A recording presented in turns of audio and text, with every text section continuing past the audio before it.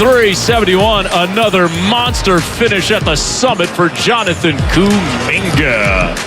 It's time for Warriors Wrap-Up. We'll bring you into the locker room and hear from Coach Kerr and the players. Highlights from the game. Warriors Wrap-Up starts now. Yes, it does. Another Warriors win, this time 120-105 north of the border in Toronto. The Warriors start this road trip 3-0. They've won 8 consecutive games away from Chase Center. They're 13-3 over their last 16 games. They're now a season-high 5 games over 500 at 32-27. And as we speak, they are creeping up the Western Conference standings, percentage points ahead of the Lakers for 9th place in the West. They've gotten some help from around the NBA earlier today. We'll go through those scores before we do get off the air here tonight on 95.7 The Game. We've also got a game that has some importance to Warrior fans coming to an end right now in Minnesota. The Kings and T-Wolves tied at 1:15 with 17 seconds left. Of course, the Warriors should be Timberwolves fans in this game, as the Warriors are hot on the Kings' heels.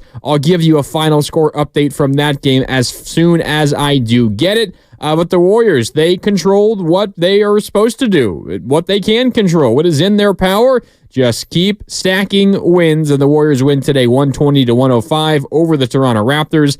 Again, now you got a 3-0 road trip, wins in D.C., in New York against the Knicks, and now in Toronto against the Raptors. 8 consecutive wins. You're 13-3 over your last 16 games, and they're 32-27 overall. It is Warriors Wrap-Up on 95.7 The Game on a wet Friday evening in San Francisco and across the Bay Area, Northern California in general. Thanks so much for tuning in. Mark Randy with you here on 95.7 The Game, and it's becoming a habit. The Warriors just winning games on the road.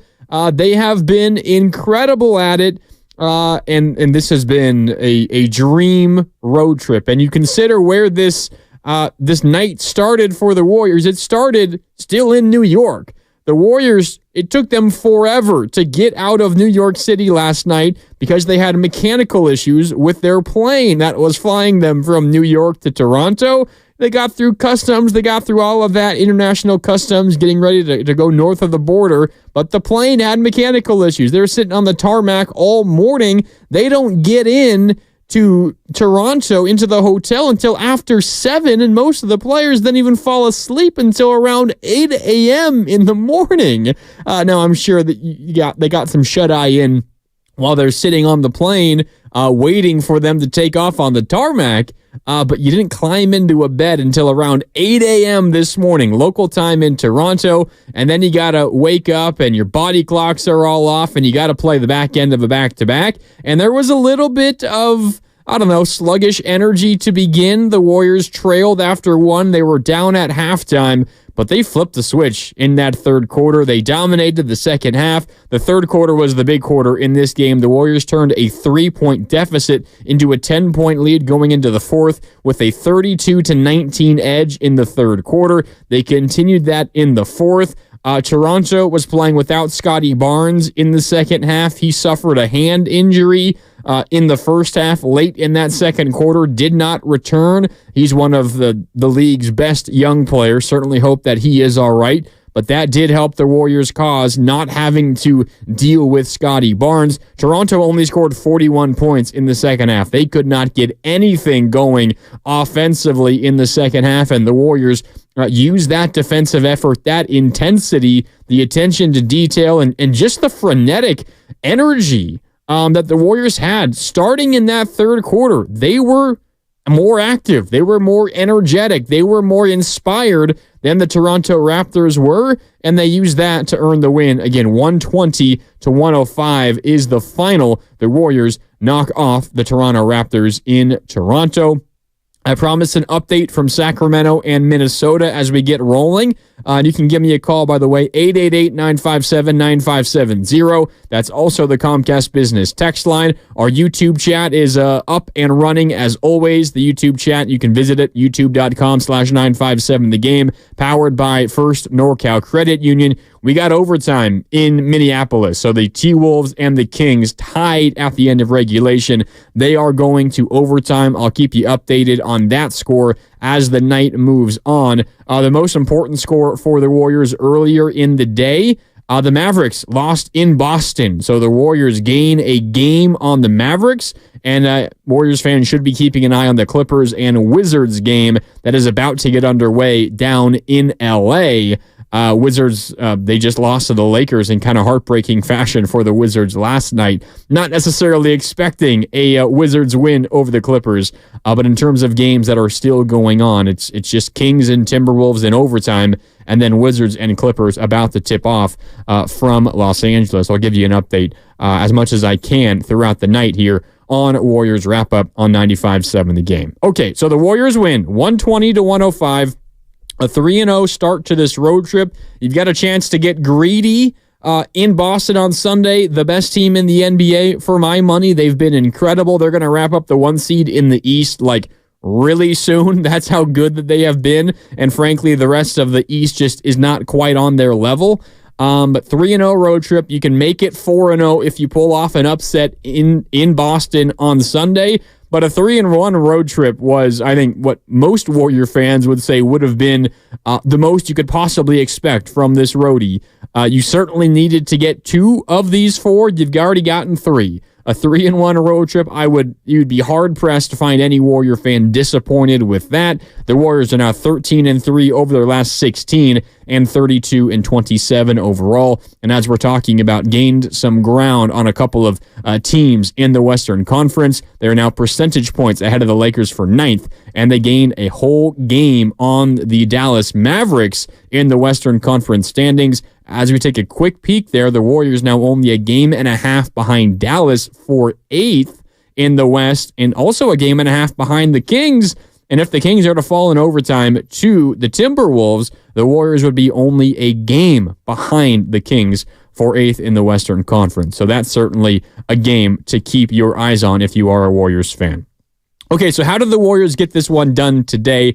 I mentioned the 120-105 final score and the great energy in the first half, or pardon me, in the second half. It wasn't really that way in the first half. In fact, the Warriors came out of the gates really sluggish, as you might expect, a team that didn't get into their hotel beds until around 8 in the morning, the day of the game. They woke up and they had a breakfast or a lunch or a brunch at like 2 in the afternoon, getting ready for the tip-off 7:30 local time out in Toronto. And they were a little sluggish to begin. Moses Moody scored the Warriors' first 7 points.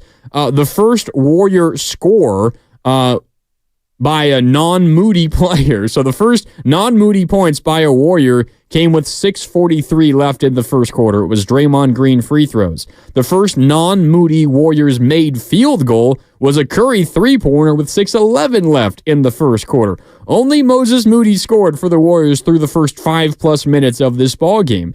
And Steve Kerr was frustrated early. He called an early timeout, and if you were watching, you could see him ask for the ball from Klay Thompson after he called the timeout because he wanted to get a shot up himself. He was so frustrated by all the Warriors' missed shots. He called another timeout later after the Warriors were a little bit lackadaisical getting back on defense.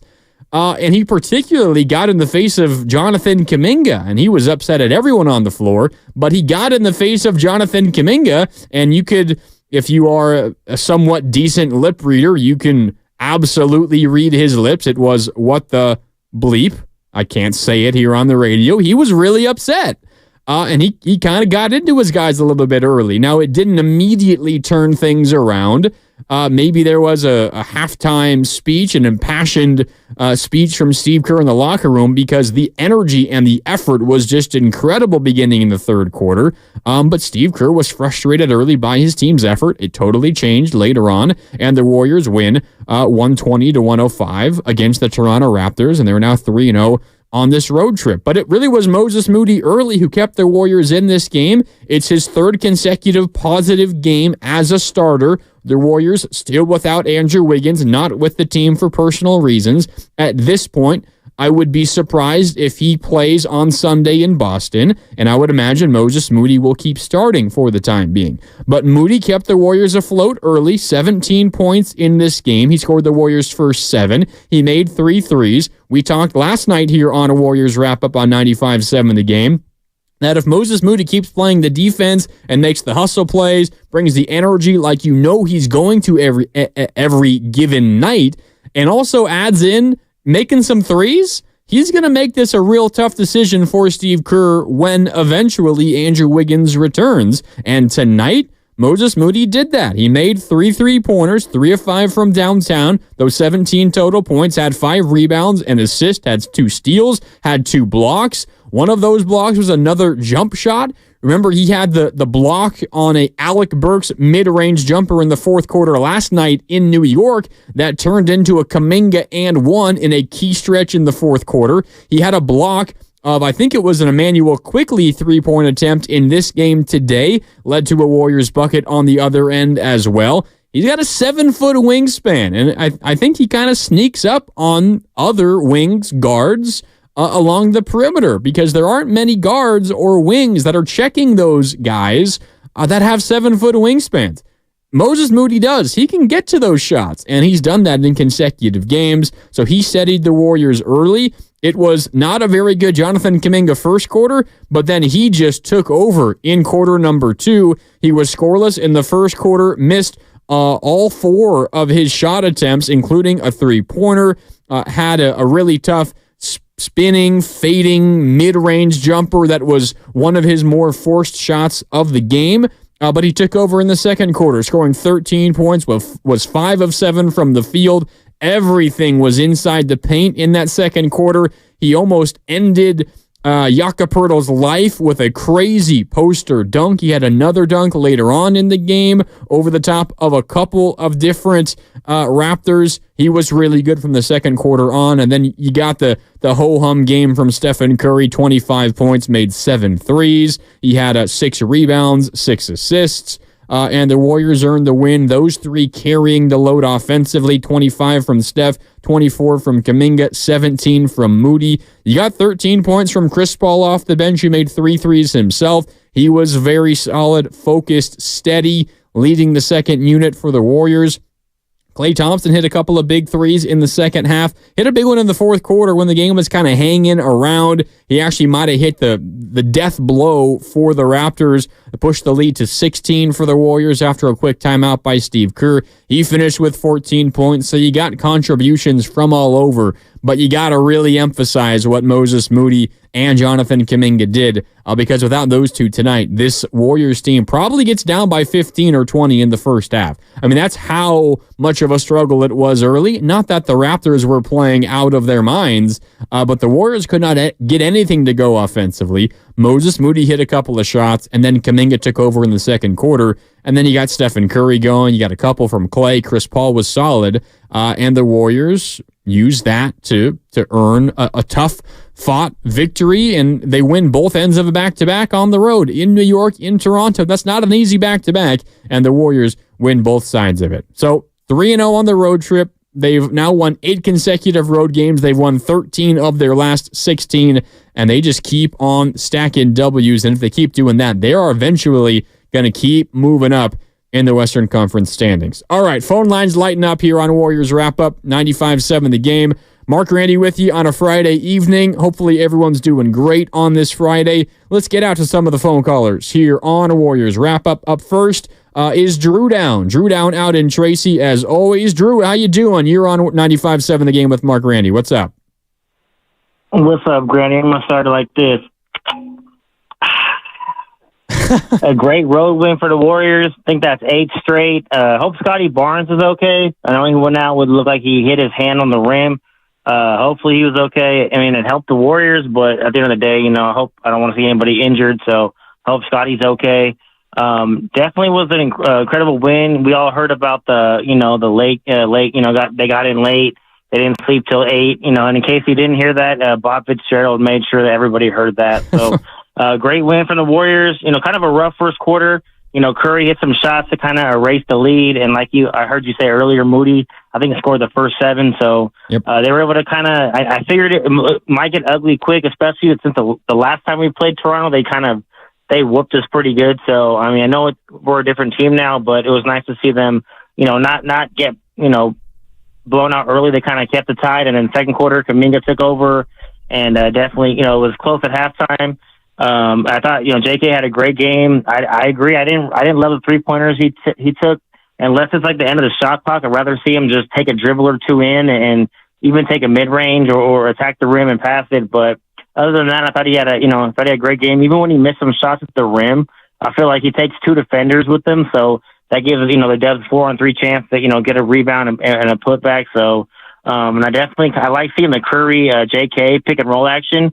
I feel like a lot of times 2 defenders would stay with Curry and JK had a little open lane to the rim. So I'd like to see how that materializes and run that a little bit more going forward. Klay Thompson definitely struggled, in the first half. I think he was scoreless, but I thought he made some big shots in the second half and definitely helped carry the offense in the second half. And I'm kind of glad. I feel like they went away from Saric. I feel like Saric was the, one player off the bench that hasn't been making an impact. I thought Chris Paul, Trace Jackson Davis, that little, put back jumper at the end of the shot clock to beat it from Davis was really cool. Lester making some shots, Gary Payton hasn't been super great, but I feel like he's still getting rebounds and being a pest. I feel like Sarge, I don't know what's up with Sarge, but he hasn't been able to find his game, and I think they went away from him in the second half, so we'll see what happens going forward. I know Guy Santos is out, so I know the roster is a little handcuffed. But at the end of the day, as part of this team on a back-to-back with all the, late getting in flight, no excuses. I love the heart, that they've been showing, even when at the end of the fourth quarter when it gets a little tight, I feel like this team, they're able to lean on their experience, get buckets. And I thought the defense outside of the first quarter, where I felt like they were over-helping and, Toronto was getting a lot of open threes and they were hitting a lot of threes in the first. After that, I thought the defense kind of locked in and thought it was, especially in the fourth quarter, it got a little ugly. I felt like that defense really locked in and got stops when they needed to.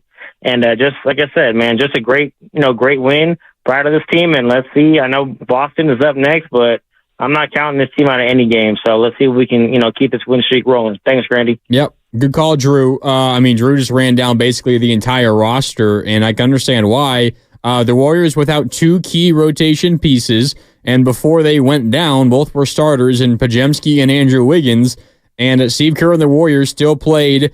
They played all 12 available bodies, but they played 11 of them, not major minutes, but at least a decent chunk of minutes. Jerome Robinson played a minute at garbage time, but let's just ignore that for now. Everybody else played at least 5.5 minutes. And Dario Saric, who Drew Down brought up, the Warriors kind of went away from him. He did not play in the second half. He got a DNP in the final 2 quarters. And we've been talking about this for a while. He has really struggled. Really, it was since Chris Paul went down with his broken, fractured hand, Saric had started to struggle. He was shooting like 40% from downtown for a lot of the year, and then Chris Paul went down, and Saric's game took a little bit of a dip. His performance took a little bit of a dip, and I think Steve Kerr's assumption and definite hope was, all right, once Chris Paul returns, we're going to get that same Saric from earlier in the year. Unfortunately, through 3 games, that has not been the case. Steve Kerr has stuck with him basically in his normal rotation, but we saw a shift tonight. Saric did not play in the second half. Trace Jackson Davis, in fact, played ahead of both Saric and Kevon Looney. It was Dario Saric that was the first big off the bench in the second half, not Kevon Looney. It was Trace Jackson Davis in over Kevon Looney over Dario Saric. I know that excites a lot of Warrior fans. It's what so many Warrior fans have been calling for. And not that Trace Jackson Davis was the giant X factor in this game today. He was solid. 9 points, 3 of 4 from the field, 4 rebounds in 16 minutes. He was certainly not bad. He wasn't. He had a couple of really nice moments. He was solid. did a really good job contributing in this one for the Warriors. Played over Kevon Looney, played over Dario Saric, and maybe that continues moving forward. We'll see. I'm of the mind that I think Chris Paul, Klay Thompson, and Trayce Jackson-Davis can be a really good three-man group off the bench. Now, tonight's a little bit of an interesting case because Klay started because Podziemski was out. And for those asking about Podziemski's injury, he was doubtful earlier in the day, so it wasn't immediately clear that he was not going to play. He might play Sunday. We're going to hear from Steve Kerr. I'm sure he addressed that as well. We'll get that to you as soon as we can. But even if he does not play on Sunday, I would expect him back on Wednesday when the Warriors play next. They're at home Wednesday, Thursday, and then Saturday of next week. They play in Sunday in Boston on Sunday. It's not a major knee injury for Brandon Podziemski at all. He was on the bench in really good spirits, having some fun with the Warriors out on the court in his street clothes tonight. All right, back out to the phone lines we go on Warriors Wrap-Up. Mark Randy with you, 888-957-9570. That's the number to call. It's also the Comcast Business text line. Up next is Shaka in Berkeley. Shaka, what's up? You're on 95.7 The Game. How you doing? What's up, MB? Man, that was a fantastic game, man. Kuminga looks like the human highlight, man. He dunked on that 7-footer and made him look like he was 6'2", man. Did you see how he exploded? Yeah. And also I want to talk about, and Moody was, man, his defense. First, coming along cold, he shuts Brunson down. Brunson is a consistent all-star for New York. He's been good all year. So he shuts a top 15 player down in the NBA. His first game, he has a good game. The second game, he's doing some offensive things. Also, we look even better without Wiggins. I hate to say it like that, and I wish everything is going all right with him, and I wish him to come back quickly. But I'm just saying, we're playing together as a unit, a cohesive unit. Everybody's contributing. It's just something to watch. This is a championship team. Everybody's talking about Dallas and all those other Oklahoma City. You got to understand, the point guard just came back. Klay is just getting used to his role. Kuminga is on stardom. He's a bright light in the middle of the night. Then you have the flamethrower, and Steph Curry, the greatest shooter ever. So we've got something going right here, man.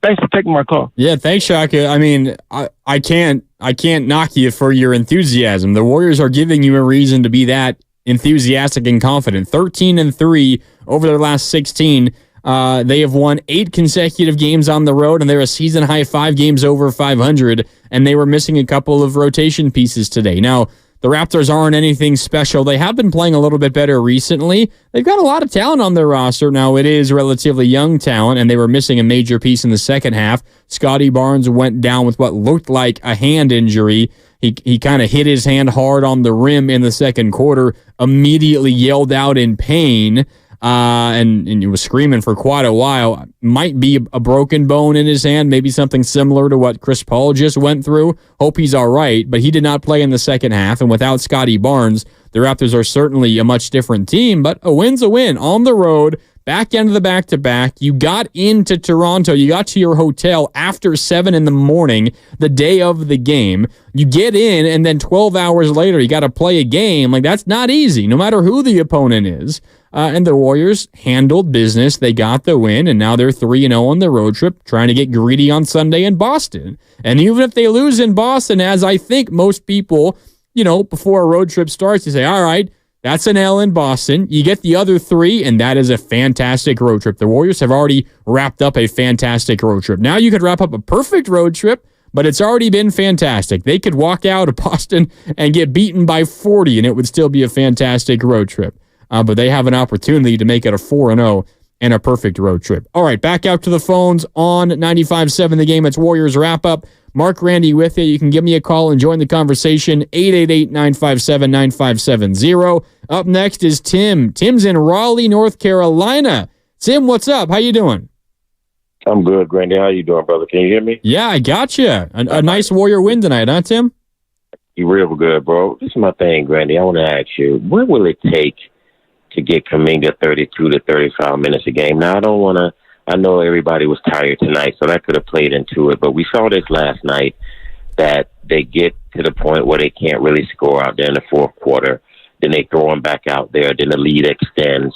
We saw the same thing tonight. It starts getting a little close. They throw him back out there. He gets a quick and one and makes the free throw. I mean, just, Grandy, what can we do to get the guy 32 to 35 minutes? I'm thinking this dude will probably average about 25 with ease if we can get him that amount of time on the court. And then another thing, Grandy, what would it do for not only him, but for the team, if Kerr would just get one technical foul when this guy is getting hammered on any time he goes up? I mean, just one tech to raise hell or bring it up in a press conference for something. The guy gets completely brutalized when he goes up for dunks and layups and no calls at all. At some point, the coach got to make it a point to bring it to these refs' attention.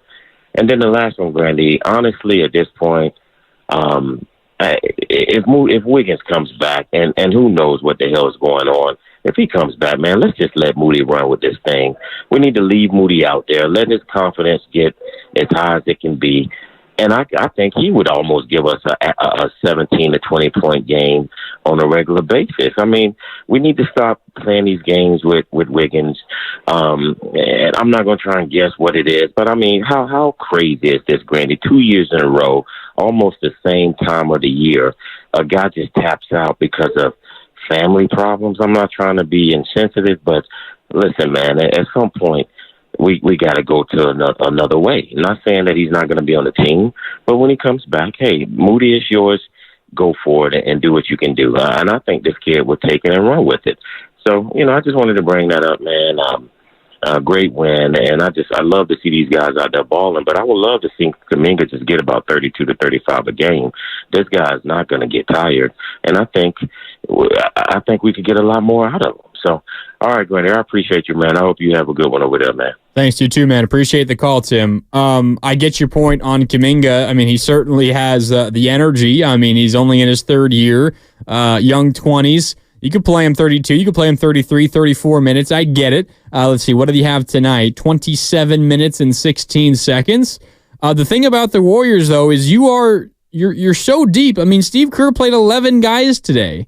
Now, he only played 10 in the second half. I guess technically 11 if you include the 1 minute of garbage time from Jerome Robinson. But if you're giving somebody more minutes, not that I disagree that Kuminga deserves some more minutes and is certainly capable of handling more minutes, but are you going to take the minutes away from who? Are you going to take them away from Draymond Green? Are you going to take them away from Moses Moody, who, by the way, led the Warriors with 31 and a half minutes tonight? Are you going to take them away from Chris Paul?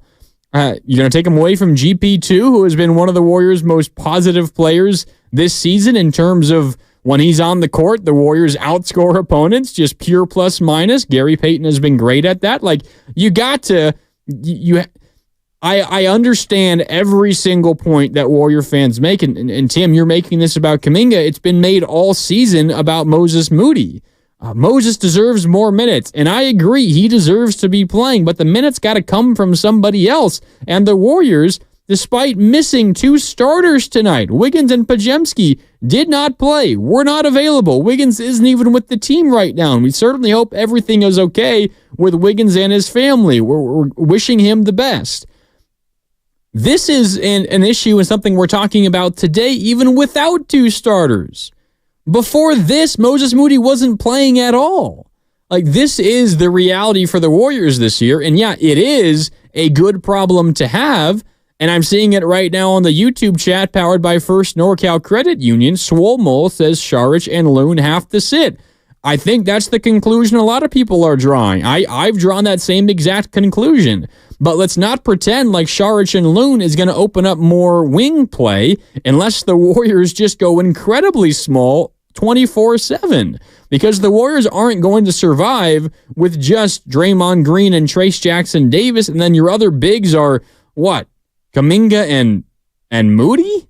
Like, I get that Saric and Looney are generally falling out of favor a little bit, but let's not pretend like that's going to open up more minutes for Moody or something when Wiggins is back.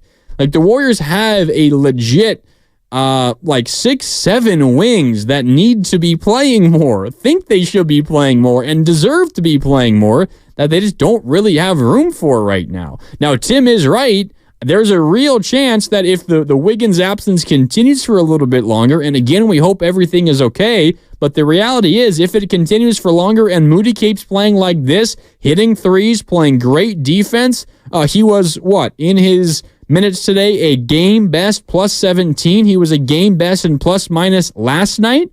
Like, it's going to be hard to take him out of the lineup. That's the reality. And you're going to have to make tough decisions, and by you, I mean Steve Kerr, about who's getting minutes and who's not. Because the odd man out pre-Wiggins absence was Moses Moody. Who's going to be the odd man out once Wiggins returns? That's the million-dollar question right now for the Warriors. All right, we got to take a break. When we come back, we'll get some more of your calls. Rich, Brett, and Roberto, I see all of you. You're coming up on the other side. Also, we got to hear from Steve Kerr. I wanted to also play for you guys what Chris Paul said postgame on NBC Sports Bay Area. He said a number of really interesting things that I want you guys to hear. That's coming up on the other side as Warriors wrap-up continues. It's Mark Randy with you. The Warriors beat the Raptors 120-105, a 3-0 road trip to begin one more game coming up on Sunday in Boston. More Warriors wrap-up next on 95.7 The Game. The following is an attorney advertisement. If you get sidelined by a workplace injury, the workers' compensation attorneys at Boxer and Gerson can help get you back in the game. Our team of skilled attorneys will fight by your side for the treatment and compensation you deserve. We care about justice for injured workers. That's what makes us Northern California.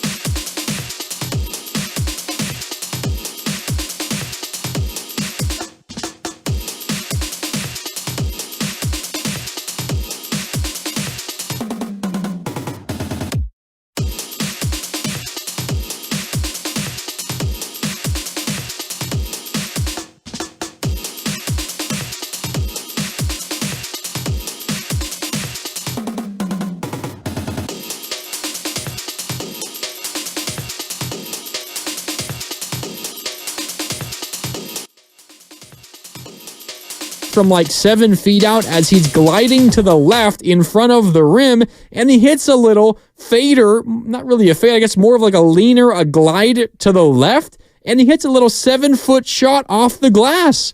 Like not a layup, not a finger roll, not a dunk, like a legitimate like shot with the follow through, not quite a jumper, but he's like gliding left across the lane, leaning away from the shot blocker, and he hits it off the glass perfectly straight through. This guy is developing offensively right before our very eyes, and after a first quarter that I frankly was relatively disappointed with, he was fantastic the rest of the game because he said, all right, you know what? I'm just not going to settle for jumpers. I'm going to get to the rim at will, and he did that.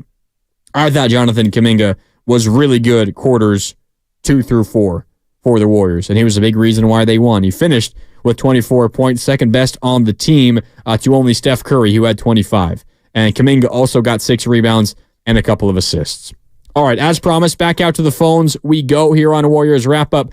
Mark Randy with you on 95.7 The Game after a 120-105 win for the Warriors. Up next is Rich in Fremont. Rich wants to talk about the winning ways of the Warriors. How you doing, Rich? You're on 95.7 The Game.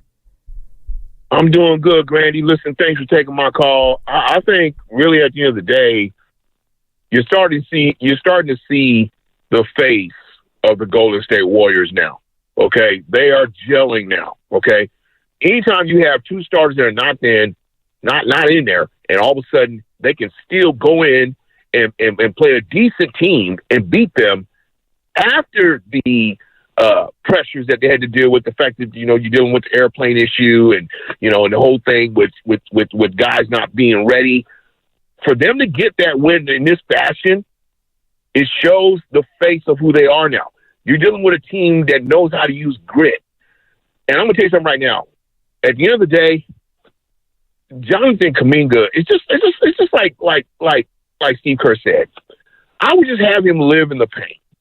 Just keep feeding him, Chris Paul with lobs, Steph with passes. Just keep feeding this kid because this kid, the one thing about him that's amazing to watch, he's explosive.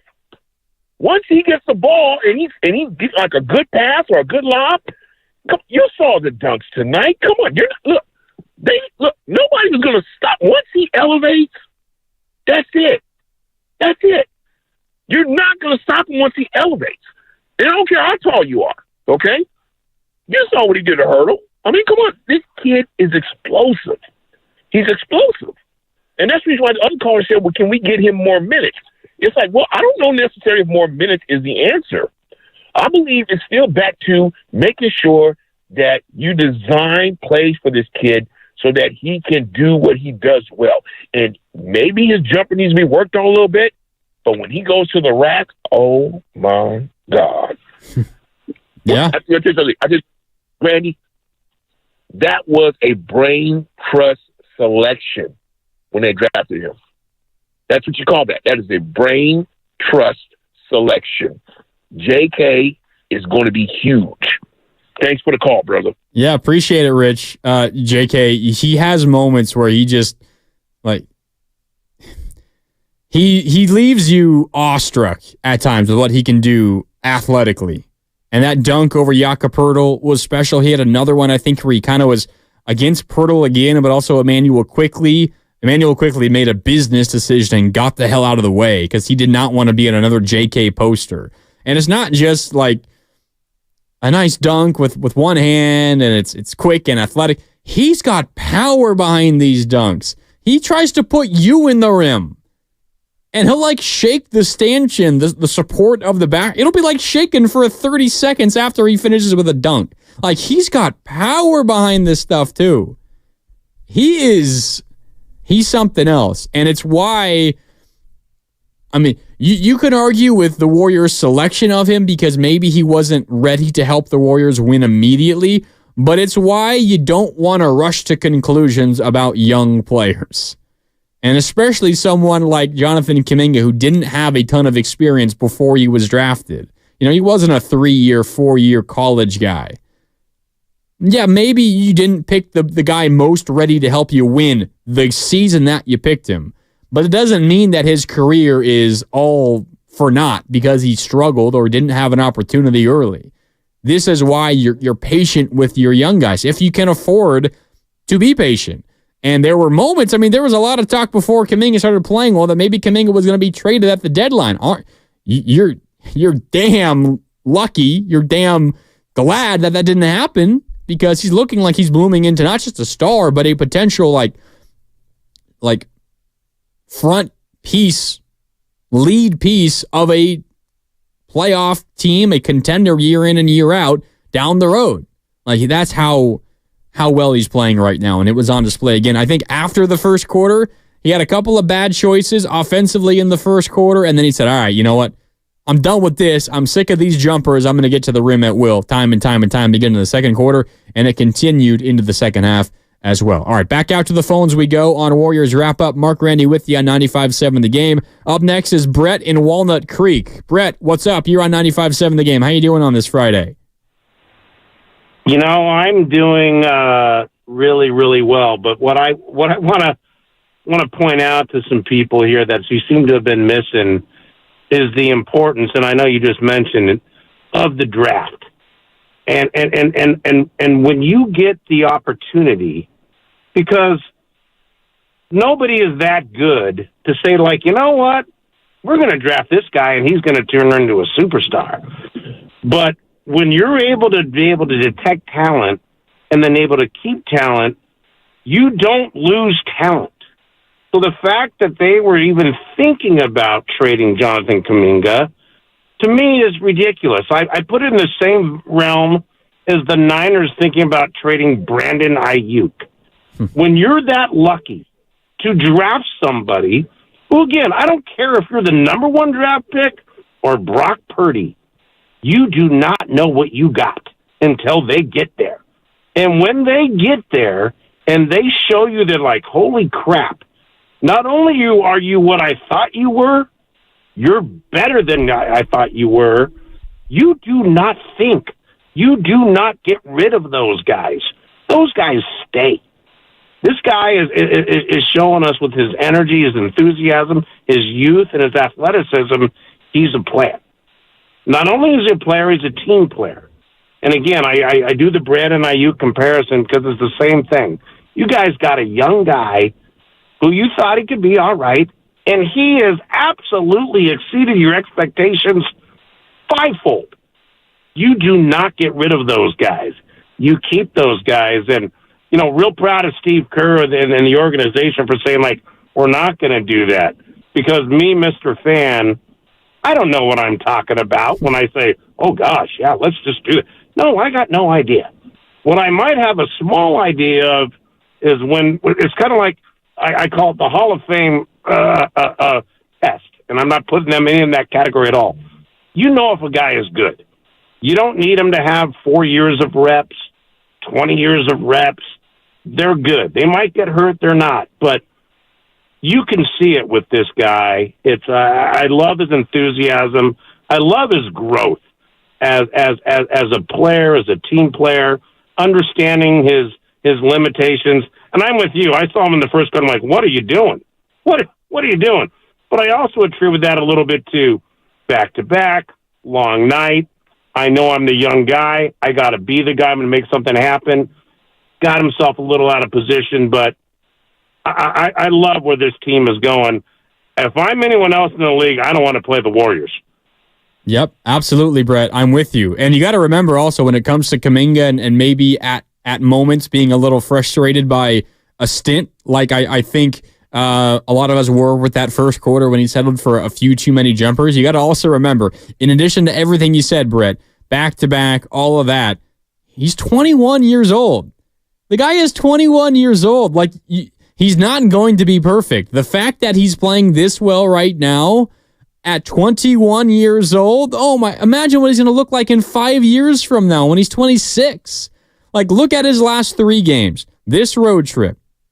In Washington, 21 points, 10 of 13 from the field, 6 rebounds, 5 assists. Last night in New York, 25 points, 12 for 19 from the field, 8 rebounds, 2 assists, 2 blocks, 2 steals. For my money, the best game of his professional career. Tonight in Toronto, 24 points. Wasn't quite as efficient offensively, 9 of 19 from the field. Some of that is because he settled for some jumpers in the first quarter, added 6 rebounds and 2 assists. And this is after a little bit of a scoring downturn. Not that he was bad or terribly inefficient, just that he had set such a high standard for himself when he was scoring 20 every single night and up in the 30s a couple of times. The last 3 games, though, of this road trip, 21, 25, and 24. Washington, New York, and Toronto. Jonathan Kuminga is reaching a different level on this road trip. And while it wasn't as apparent, I think his defensive emphasis or his defensive contribution tonight, he was elite defensively last night as well. And as much as we focus on what he does offensively, he has every tool to be elite defensively as well. So he is a two-pronged star because he can be a leader on both sides of the court on any given night. All right, back out to the phone lines we go, and then we are going to hear from Steve Kerr, who talked post-game. Also an update. I see the conversation about Scotty Barnes and his impact on this game. He played in the first half. The Raptors were up by 3 at halftime, did not play in the second half because of a hand injury, and the Warriors outscored the Raptors by 18 points in the second half to win by 15. Scotty Barnes has been diagnosed with a fracture to the third metacarpal of his left hand. He is out indefinitely, so that is unfortunate for Scotty Barnes, one of the bright young stars in the NBA today, out indefinitely with a fracture in his left hand he sustained in the second quarter tonight against the Warriors. Okay, let's go back out to the phone lines here on Warriors Wrap-Up. 888-957-9570. Mark Randy with you. Up next is Roberto in Santa Rosa. Roberto, you're on 95.7 The Game. What's up? Hey, hi, hello. Can you hear me? Yeah, I got you, man. Okay, cool. Yeah, I hear you there again, MCMG. It's my second time calling in. I just wanted to say that my prediction before, just on the record, I wanted to put it, my prediction for the Golden State Warriors in the playoffs will be the number 4 seed. Wow. Okay. I have to say it. I have to put it on record because if you can step outside of ourselves and look at the record, the Dallas and Sacramento, they got brutal records and they're going to go down and they're going to go down hard. And the only reason they're going to stay in the play-in is because Utah, I think is Utah and Houston are sucking buttermilk this year, and so they can't have the strength to pull them out of there. But then the only thing also is New Orleans is really, they're still young. Phoenix is going to be hard, but I think both superstars are going to choke at the clutch. And so the only caveat I would put that Golden State doesn't make it to the 4th and they remain the 5th is because of the 2 times the Clippers play the city of brotherly love. If Embiid was playing, I believe they would lose both of those games, and so the Golden State would end up with the 4th seed. So if Embiid doesn't come back and he doesn't come back strong, Clippers probably will stay in the 4th, and the Golden State will be 5th. But I still believe, for the record, that the Golden State Warriors will be the number 4 seed in the NBA playoffs 2024. All right, Roberto. Well, I like your confidence. If we're looking at it right now, the Clippers are the 4 seed, and we've been talking a lot about how the top 4 have kind of separated themselves in the West. The Clippers are the one of that group of 4 that are kind of falling back towards the rest of the pack. They're 5-5 in their last 10. They've lost 2 games in a row. That Warriors loss to the Clippers just before the All-Star break really hurts now when the Warriors had that lead in the fourth quarter. The Clippers are 3.5 behind the Timberwolves for first. Denver is in third. They're only a game out of the Timberwolves for first. So 1, 2, and 3, Minnesota, OKC, and Denver are separated by 1 game. Then you got the Clippers 2.5 behind the Nuggets for fourth. The Warriors, if you're looking at the Warriors' difference with the Clippers, there are 6 games behind the Clippers. It doesn't sound like a ton of ground, but in the NBA, it's a lot of ground. And when you've got to jump 1, 2, 3, 4 other teams in order to even get to the Clippers and have the right to jump them, that's going to be difficult. But if the Warriors keep up this pace, they win 13-16, they stay on that pace for the rest of the season, they darn well might. But more realistic is the 6th seed, where the Warriors are only 3 games behind that right now. And if you're the 6 and you're playing the 3, if you're the 4 or the 5, you play each other, I think the Warriors would probably much rather be the 5 and say maybe take on the Suns potentially. But if you're the 6th, there's a real decent chance you could be playing the Thunder. And the Thunder have very little postseason experience. And that should be the Warriors' goal, shooting for the 6th seed. Now, if you can get to the 4, do it. You get home court advantage in the first round of the playoffs. Roberto, I appreciate your enthusiasm and I like your confidence. But Warriors are aiming for the 6th.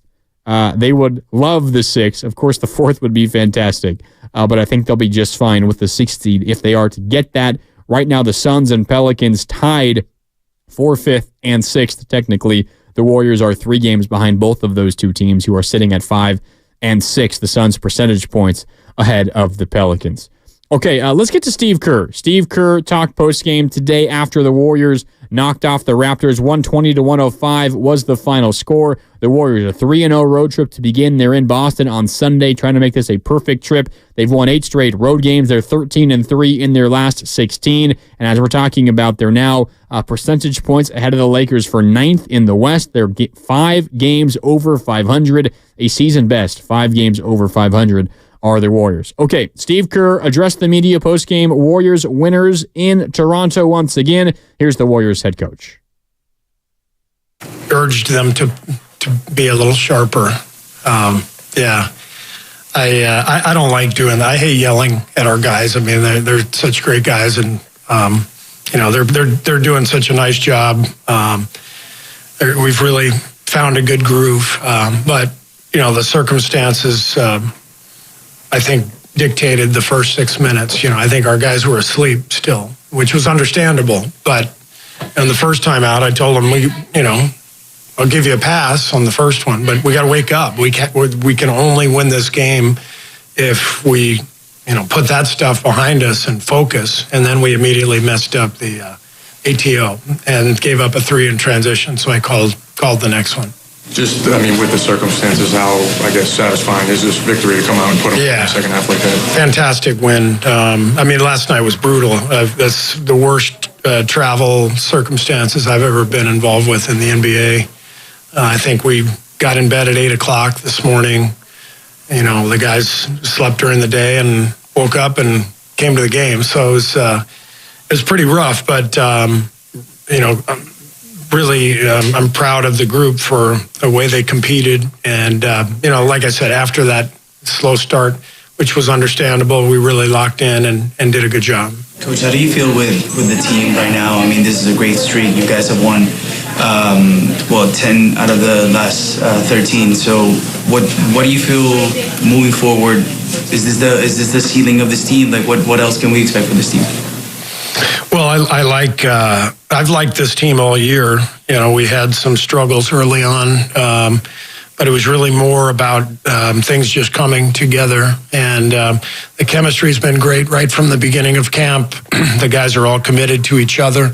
They care about each other. They care about winning. And we've just gotten healthy and found a good groove. And I think it took us a while, frankly, just to figure out our team. We were leaning on what we were 2 years ago when we won the championship early in the season, and that wasn't working. And I gave that a good long look. And we eventually kind of changed things up. And between that and getting Draymond back and our young guys really taking a leap forward, and guys like Loon and Moses, who are so professional, just hanging in there during difficult times, setting a great tone for the rest of the group. We've got a good bit of momentum going, and we're just going to try to keep it going. There's Steve Kerr postgame. One of the wildest travel situations he's been a part of in the NBA. They did not get into their beds in the Toronto hotel until around 8 a.m. local time, and then you've got a basketball game less than 12 hours later. So you sleep deep into the afternoon, you get some food, and then you head over to the arena, and you lace them up and you play. And you could tell the Warriors were a little bit sluggish early, but they woke up specifically in the second half. Steve Kerr was upset. I thought Steve Kerr had himself a fantastic day coaching. Those timeouts early, he had 2 of them that he was talking about right off the bat there on that clip that we played of Steve Kerr. 2 timeouts very early. He called one with 7 minutes and 20 seconds left in the first quarter. The Warriors down 11-7. out of the timeout, they failed an alley-oop from Draymond to Kuminga, ultimately turned into a turnover. And then the Warriors did not get back in transition defense, and R.J. Barrett hit a corner three, and Steve Kerr immediately called another timeout just 20 seconds later, and that stopped the bleeding, and the Warriors made a little bit of a run. They closed the quarter on a 14-7 run, and they got back within 3 points to close that first quarter. And then he had a really good moment at the end of the game as well. Steve Kerr, with the game kind of hanging in the balance, the teams were trading buckets of 8 points, 10 points, 12 points, back down to 10. Oh, a three-pointer. It's a 7-point game. It was a 10-point game with 4 minutes and 18 seconds left. The Raptors just missed a three after a Warriors turnover. And you're feeling like, all right, if they hit this three, down by 7, they're back in the game, the crowd getting into it. The Warriors caught a break. They missed the three. Warriors got the rebound, dribbled up the court, and Steve Kerr still said, all right, guys, timeout. Let's talk this over. The game is hanging there right now. We're a couple of possessions away from putting this game away. So he calls a smart timeout. And then what happens right out of that timeout in the fourth quarter? They bring in Steph Curry, Klay Thompson, Chris Paul, Jonathan Kuminga, and Draymond Green. That was the closing group. Jonathan Kuminga, an and one, makes the free throw up to a 13-point lead. You get a stop and then a Klay three-pointer. It's a 16-point game. Less than 4 minutes left. The game effectively over. I thought Steve Kerr had himself a really good game today. And if we're going to talk about all the times where he should have brought so-and-so in and he left this unit in too long, we got to also credit him when he makes the right decisions. And tonight, he made a number of really good decisions. Timeouts. He lit into his team a little bit. He was upset. What the bleep? Into Kuminga's face in the first quarter. And it was really directed to everybody, but Kuminga was the one guy he grabbed and got in the face of. And his team, all the players, they heard his message and they responded for the Warriors, a 120-105 win over the Raptors. All right, back out to the phones we go on a Warriors wrap-up. Mark Randy with you on 95.7 The Game. We're going to hear from Chris Paul coming up as well in just a little bit. He caught up with Bonte, Festus, and Moody on Warriors on the post-game show on NBC Sports Bay Area. That's coming up in a little bit. I thought Chris Paul had some really interesting insights, so we'll play that for you. But first, Junior in Pacifica. He's up next. Junior, what's up? You're on 95.7 The Game. How's it going? Junior. Hey, brother. You there, man? What's up? Yeah. I am here. And it's so impressive. It's such an impressive win. All the things you were talking about are amazing. And I'm so sorry because I almost like say we're saying goodbye to to Wiggins because we've got Moody stepping up in his place. We got people filling in. We've got a cohesive story. Everyone's having fun, and he is one of the most amazing basketball players I've ever seen when he's on. And I'm so sorry he's not part of this right now. Yeah, Junior. Sorry, your phone quality wasn't the best there. I'm not sure that this is a goodbye for Andrew Wiggins. And again, we certainly hope everything is okay with his family. But there is no doubt that Moses Moody is taking advantage of a situation born out of unfortunate circumstances. But he's taking advantage. 3 games of this road trip, all 3 of them, he's started in Andrew Wiggins' place, and he's had really good games all 3 times out. Back on Tuesday in the nation's capital, 12 points, 3 rebounds, a couple of steals. I don't think that does his game justice. He was very good in that game. In New York last night, only 8 points, 4 rebounds, 1 assist, 1 block, 1 steal. But he was the Jalen Brunson stopper. Not that Brunson didn't get his, but he made him an extremely volume scorer. It took a lot of shots for Brunson to get up near 30 points. And then tonight in Toronto, he was the Warriors' offense in the first quarter. He scored the team's first 7 points. He had 17 points in total, 3 of 5 from downtown, a couple of blocks. With his 7-foot wingspan, he's blocked a jump shot in consecutive games. And not that block where you catch the shooter off guard and you block it from behind. Like, he's the primary defender of these jump shooters. And, he's given ground because he's scared of the drive. And then he recovers, gets his hand up, leaps, and blocks the shot with his 7-foot wingspan, a jump shot. Tonight it was a 3-point shot by Emmanuel Quickley that he got his fingertips on. Last night it was the mid-range jumper by Alec Burks that turned into the fast break and one for Kuminga once the game got back within like 4 or 5 points with a handful of minutes to go in the fourth quarter last night. He's a guy similar to Draymond Green, similar to Brandon Pajemski, where oftentimes you got to look further than just the box score. And tonight the box score says he played good, 17 points, 3 of 5 from downtown, but his impact is so much more than the numbers he puts up on the offensive end. Because he has the tools, much like Kuminga does, to be a very good defender. They're different. Kuminga doesn't have, or Moody does not have the foot speed and the lateral quickness that Kuminga does. But his length, he's not slow by any stretch, and he's a very, very smart player considering he's only 21 years old as well. Kuminga and Moody can be a duo that help the Warriors immensely, offensively and defensively, now and, of course, in the future.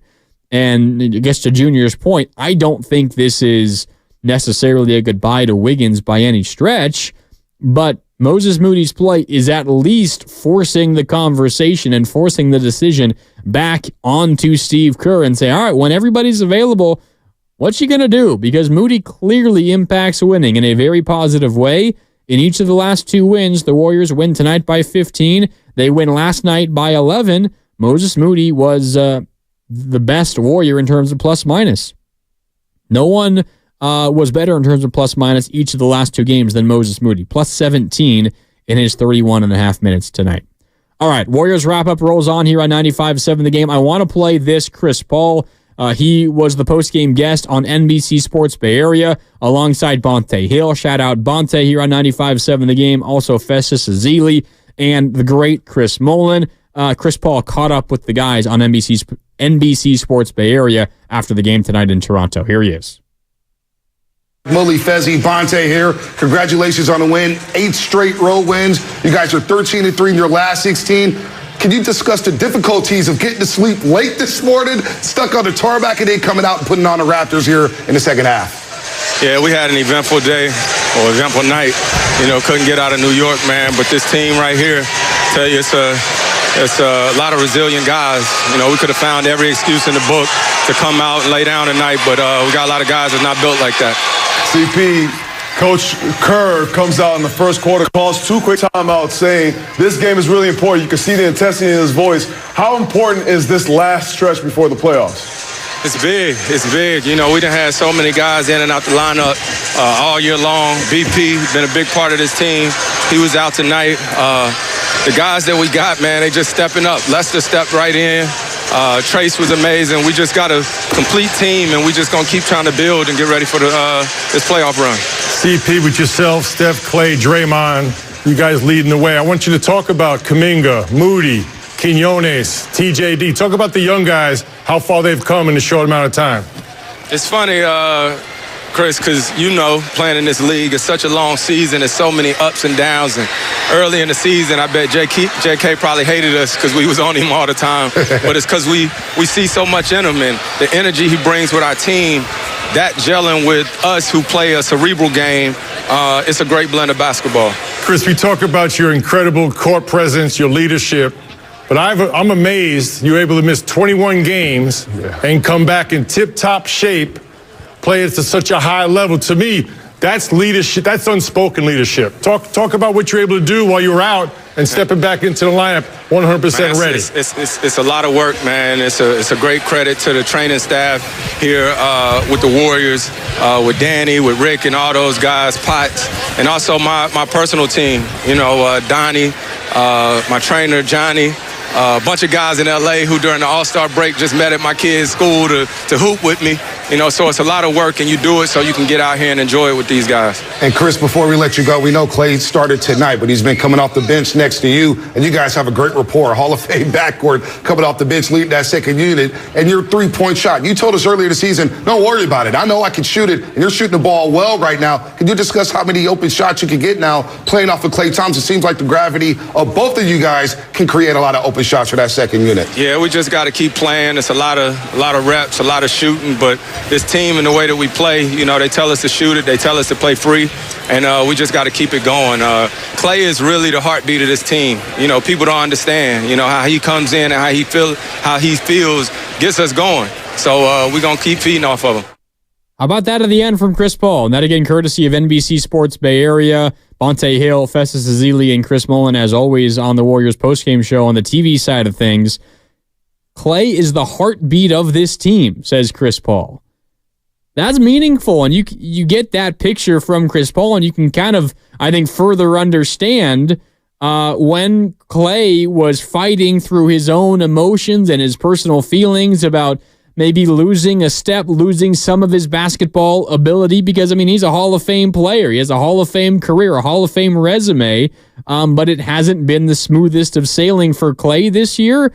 But when he takes those emotions and you see them come out on the floor, that really hurts this Warriors team because, as Chris Paul said, he's the heartbeat of this basketball team. And now that he's, quote-unquote, accepted his bench role, I know tonight he did start, but that he's accepted this and I almost get the sense that Clay is not just accepting it, but he's excited about it. I mean, the post-game interview that he did with Bonte and the guys again on NBC Sports Bay Area after the win in D.C., it was more than just, yeah, I'm okay with it. It was, I'm looking forward to this every single night. He brought up willingly the benefits of coming off the bench. You know, it's easier to kind of get into a flow because you can feel the flow of the game before you even step out there on the court. He's getting up there in age, and you don't got to go right away. You can kind of ease into it off the bench. Talking about Manu Ginobili, talking about other greats who have come off the bench. And this is kind of par for the course for a lot of NBA careers. You get to this stage of your career, you get into the mid-30s, Clay's approaching that, like, you're not going to be the same player that you once were. And as long as Clay is accepting of that, the Warriors team, mentally, the team as a whole is going to be in a much better position because, as Chris Paul says, Clay is, quote, the heartbeat of this team. And he said no one outside of the team really understands that. But if Clay is able to continue to deal with, it's not a demotion because he's still playing the same number of minutes. He's putting up the same amount of shots, essentially, maybe like one or two fewer shots a game. And he's shooting at a higher clip, by the way, off the bench than he was as a starter. He's not looking at it as a demotion anymore. And I think he was earlier. And that helps.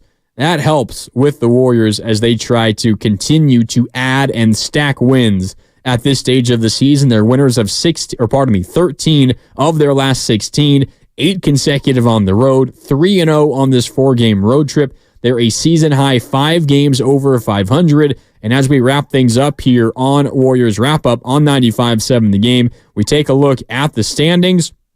The Warriors 32-27. The meaningful scores from the Western Conference today. The Pelicans beat the Pacers. They actually dominated. They got out to like a 30-point lead in the first half. They cruised. They win by 27. The Kings beat the T-Wolves in overtime in Minnesota. That's an unfortunate number, an unfortunate score for the Warriors. The Kings earned the win. Other meaningful scores, there's really only one other in the West that is a final. The Celtics, who the Warriors see on Sunday afternoon, they beat the Mavericks in Boston. They blow them out in the second half. They win by 28 points. The other game in the West is not yet a final. At the end of the first quarter, actually, no, we at halftime now in LA. The Clippers lead the Wizards 79-64. The Wizards scored 64 points in the first half, yet they're down by 15. The Clippers scored 79 on the Wizards in the first half. So it's looking like a Clippers win for LA over the Wizards. Not that we were expecting otherwise. But really the Warriors only getting help from the Celtics, who beat the Mavericks. So with those final scores, the Warriors are percentage points ahead of the Lakers for 9th in the West. They're a game and a half behind the Mavericks for 8th. They are 2 games behind the Kings for 7th, and they are 3 games behind both the Suns and the Pelicans, who are tied in the 5th and 6th spots. 3 games behind those 2 teams for that 5th and or 6th spot as well. The Clippers, assuming a win for the Clippers, the Warriors would fall to, 6.5 games behind the Clippers for 4th. So that seems like a pipe dream. But 5th place, believe it or not, is within reach for the Warriors only 3 games behind that at the moment. All right, we got to get to one final piece of business here on Warriors Wrap-Up on 95.7 The Game, and that is our hardest worker of the game, which is brought to you by the Alameda County Sheriff's Office, who works hard to serve the community. Are you looking for a career in law enforcement? Learn more about job opportunities at joinacso.com. I gave it to Jonathan Kuminga last night because he certainly deserved it. I can make a case for him again tonight. 24 points, 6 rebounds, a couple of assists. Steph Curry was his normal, very good self with 25 points. He made 7 more threes tonight, 6 rebounds and 6 assists.